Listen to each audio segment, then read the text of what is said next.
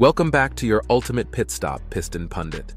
The global engine is misfiring, and the world order that once ran smoothly with America at the center is now shaking under President Donald Trump's second term. Longtime allies and major regions are easing off the throttle, quietly pulling back from the United States in ways that show up in travel data, trade decisions, and shifting alliances. No dramatic announcements, just measurable behavior, declining tourism, and retaliatory economic moves, signaling a new geopolitical road ahead. So how did the world reach this turning point? Here are the developments.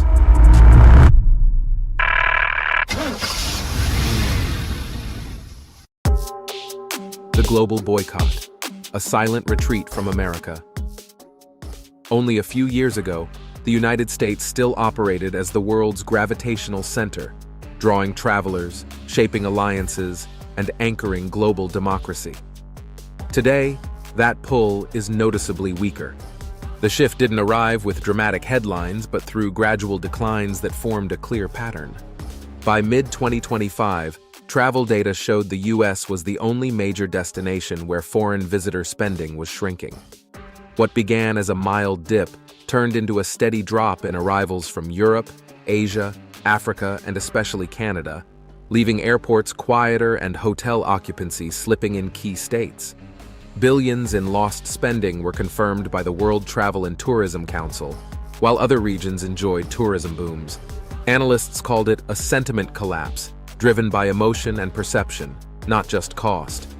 Tougher visa rules, revived travel bans, and stricter border checks made the US feel unpredictable, while Trump's rhetoric amplified unease.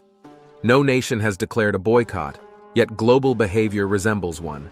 The world isn't confronting America, it's quietly stepping back.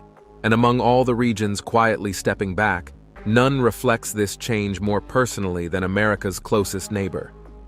Canada's cold turn, a trusted ally, steps back.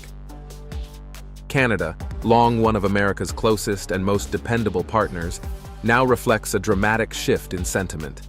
The once steady flow of Canadian visitors entering the United States has declined for 9 straight months, despite a favorable exchange rate that should have boosted cross-border travel. The downturn isn't about cost, it's rooted in how Canadians feel. Trump's 51st state remark landed poorly, while new fingerprinting rules for stays over 29 days frustrated longtime snowbirds who own U.S. property. Border towns from Buffalo to Montana are reporting some of their weakest tourism seasons in decades, with marketing incentives doing little to reverse the slide. Many retirees who once wintered in Florida or Arizona are now choosing Mexico, the Caribbean, or Southeast Asia instead. The clearest symbol of change.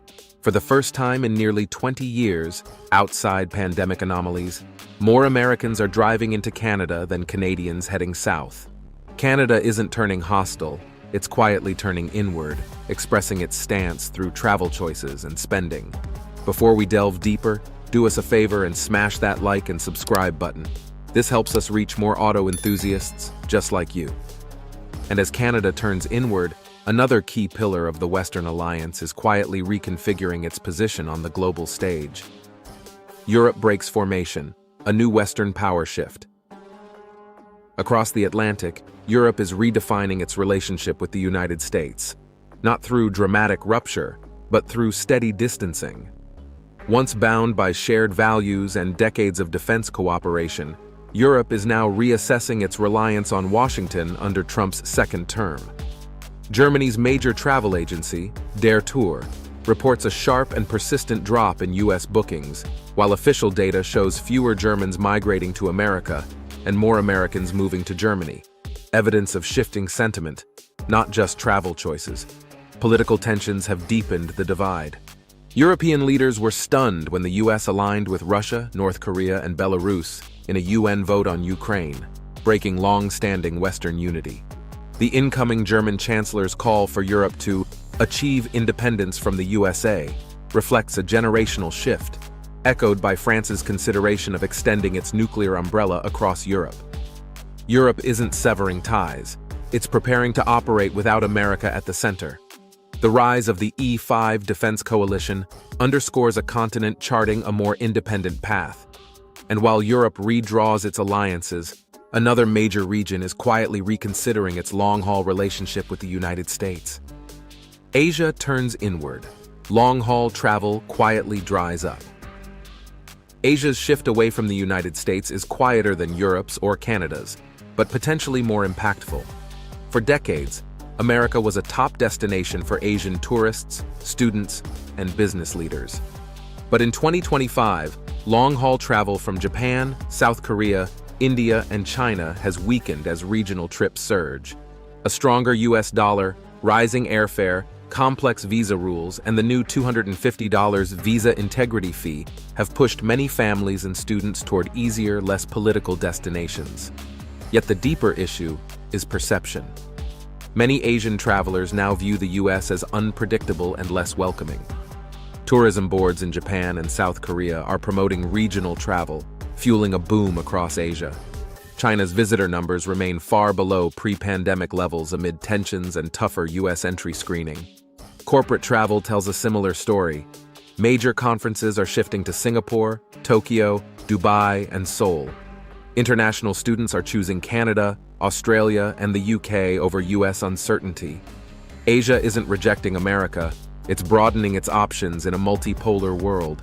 And as Asia diversifies its paths, America's economic posture is triggering even more dramatic responses around the world. Tariff shockwaves. Allies retaliate as America stands isolated. While travel trends reveal shifting sentiment, Trump's sweeping tariffs have reshaped the global economic landscape. Broad trade penalties on the European Union, Japan, Australia, and dozens of partners triggered immediate market turbulence. Europe, long America's strongest economic ally, condemned the move, with Ursula von der Leyen warning of global damage and preparing countermeasures. Markets dipped, and economists cautioned that the ripple effects could spark recessionary pressure. Australia, a major supporter of the AUKUS Pact, expressed shock after facing new steel and aluminum tariffs. Canada halted trade negotiations entirely. Even Japan, one of Washington's closest partners, was hit with tariff penalties, raising concerns about automotive and tech supply chains.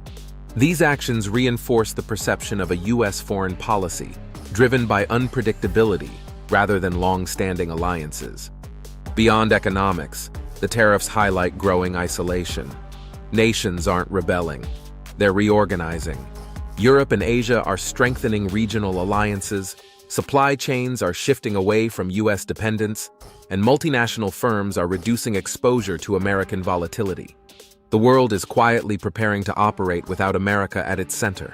And together, these trends lead us to a stark and unavoidable conclusion.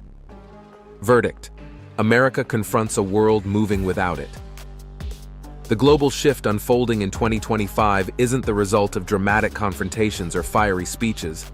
It's a collection of quiet but decisive behaviors. Shrinking tourism, diverted investment, recalibrated alliances, and a steady reduction in global reliance on Washington. What appears on the surface as a tourism slump is, underneath, a deep renegotiation of trust, influence, and leadership. Nations once aligned with the U.S. are strengthening bonds with each other, seeking stability in regional partnerships, or simply looking inward. The question now is whether this transformation is a temporary reaction, or the start of a long-term geopolitical realignment. Can the United States rebuild the confidence of its allies? Or has the world already begun charting a new route forward? Before we wrap up, let us ask you, do you think America can regain its global influence, or has the world already moved on? Are these shifts temporary reactions to policy, or signs of a larger geopolitical reroute? And which region's pivot surprised you the most? Canada, Europe, or Asia? Share your thoughts below. Your insights are part of what drives this channel. If you enjoyed this breakdown, don't forget to subscribe to Piston Pundit to get notified about the next vehicle updates, global trends affecting the auto world, and upcoming videos. Thanks for watching, and see you at the next pit stop. You can now check out any of the videos on the screen. There's plenty more to explore.